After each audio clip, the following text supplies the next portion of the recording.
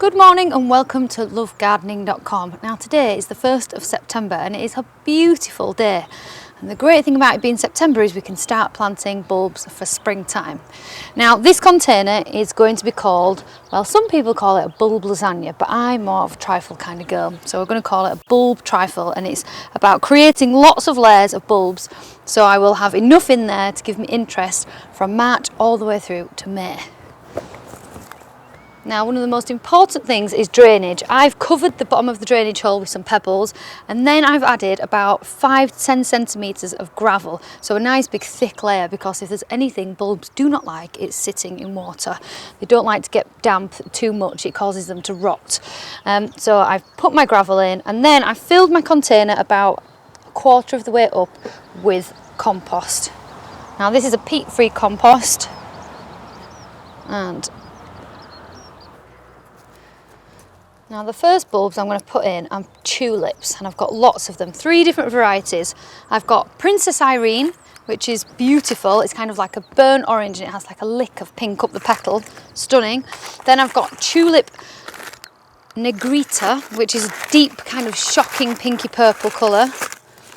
And then the last one I have is Tulip Ballerina, which is another orange. I really like the contrast of colours. The purple and the orange are really vibrant. They look fantastic. Now the reason I'm putting tulips in first is because they're the last to flower, so they will be very happy there. And don't worry about putting bulbs on top of them, because the shoots will find their way past other bulbs and they'll be absolutely fine. They'll always find their way up to the top. So they are all in. Now you can pack tulips in to a container, much more than you can in a garden, so be generous. And that will give you a wonderful display. So they're all in. So I think I've got about 25 to 30 bulbs in there. So now I'm going to cover those up with another layer of compost. And then next up I've got my daffodils to go in, and I've chosen a couple of different varieties. I've got February Gold, which is a nice early flowerer, and Minnow. They're 2 of my favourites. They're nice and little as well, so they only get to about 20 centimetres. They're nice and compact. And I'm going to space those all around just the same way. Now the February Gold has got lovely kind of reflex petals and a bright sticky out trumpet. It's lovely. And the Minnow are like little discs, so it's got like a creamy outer with an orange centre.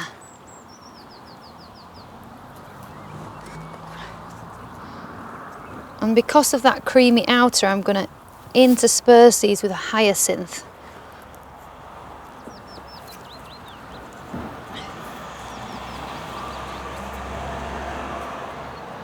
And the hyacinth is a creamy white colour, so it should really pick up on the Minnow. It'll be a lovely little colour scheme going on, really. The yellows and the whites. And you can see I've got my hyacinth here, and then all the rest of my daffodils. Now, a wonderful thing about hyacinth as well is they smell amazing. Really good. So they will come up in the middle, and then all my daffodils around the edge. Now the next thing that needs to go in is more compost. Now my last bulb layer are some crocus, and these are called Blue Pearl. And I like them in a nice tight clump, so I'm going to pop them all in the middle.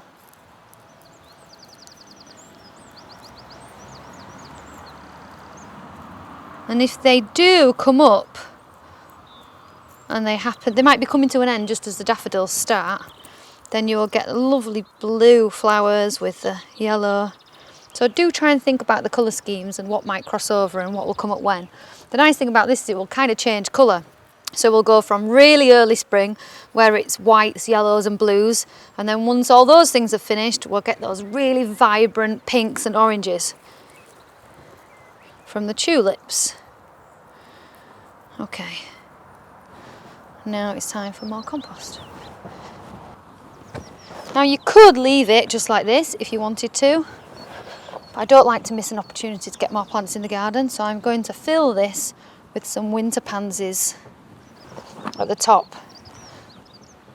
And the bulbs will happily push through the winter pansies. If they're still there, you can cut them back or even remove a few in the spring if you feel the bulbs need the extra space. So I've gone for a lovely deep purple colour, which goes amazingly well with this colour container. And a pretty white with burgundy as well. As with any bedding plant, it's really important to deadhead them. That way you will keep more and more flowers coming. And if they do start to look a little bit leggy, so if they do start to get quite tall and scraggly looking, then you can cut them back to a couple of inches and it will just rejuvenate them and make them a little bit more bushy, if you like. Now, winter pansies might be seen as a little bit twee, maybe a bit old-fashioned by some, but the way to make any kind of bedding seem more contemporary and modern, I think, is to really think about the colours you use. I think if you're quite minimal with the colours and you tie in the colours to your planter, it can still look really quite chic. And there we go. Now this needs a really good drink. And for the first couple of weeks you want to keep the soil on the right side of damp, I suppose, because you don't want your tulips to dry out. The roots need to be kept a little bit damp. And there we are, that is finished. Now this will give you pleasure for at least 67 months of the year. There's something in it that's going to flower right from September all the way into May, so you get an awful lot of bang for your buck.